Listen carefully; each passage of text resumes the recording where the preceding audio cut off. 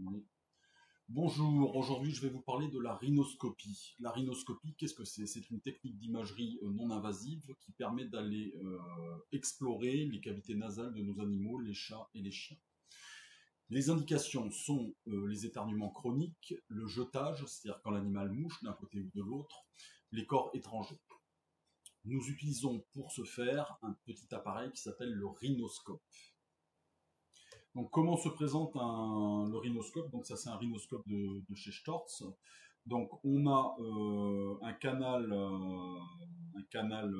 lumineux qui est plein de petites lentilles qui va permettre de reproduire une image par la sortie de l'optique. Cet appareil est donc branché sur une caméra qui va donner un signal vidéo, qui va reproduire le signal vidéo sur un écran après l'avoir traité. Et le chirurgien ou le manipulateur se référera à l'image qu'il obtient par le moniteur pendant qu'il sera en train d'explorer les cavités nasales de l'animal. Il y a bien évidemment un cordon lumineux pour éclairer à la sortie, donc ce que vous voyez en bout, qui se fixe sur le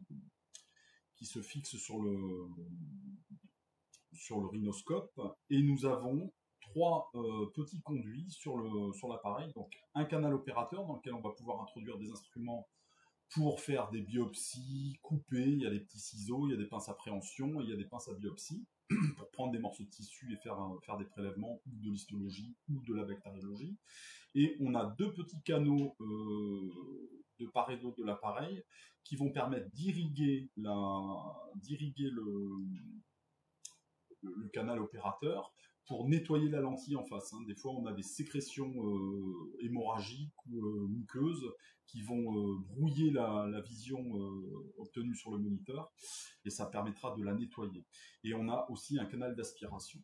Ce petit canal d'irrigation peut aussi permettre d'introduire des substances, notamment des substances antimycosiques, lors d'atteinte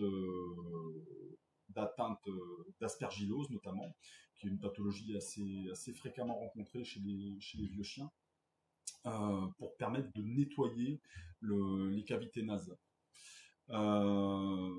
L'utilisation de cet appareil, donc avec les indications de rhinite allergique, rhinite oncologique, rhinite par corps étranger ou rhinite bactériologique, peut être couplé à l'utilisation avec de la tomodensitométrie pour voir un petit peu ce qui se passe dans les cavités nasales. Donc nous allons voir en superficie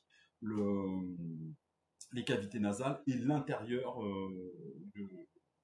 le support osseux et cartilagineux des cavités nasales. Là, on aura une image très complète de ce qui se passe dans les cavités nasales de votre animal. Le signal optique et le signal lumineux sont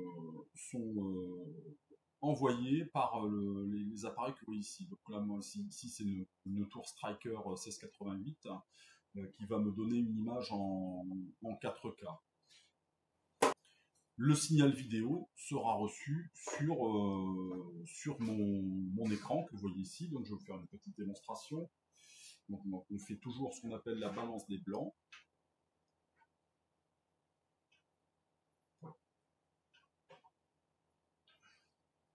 Et vous voyez donc le signal avec ma main ici.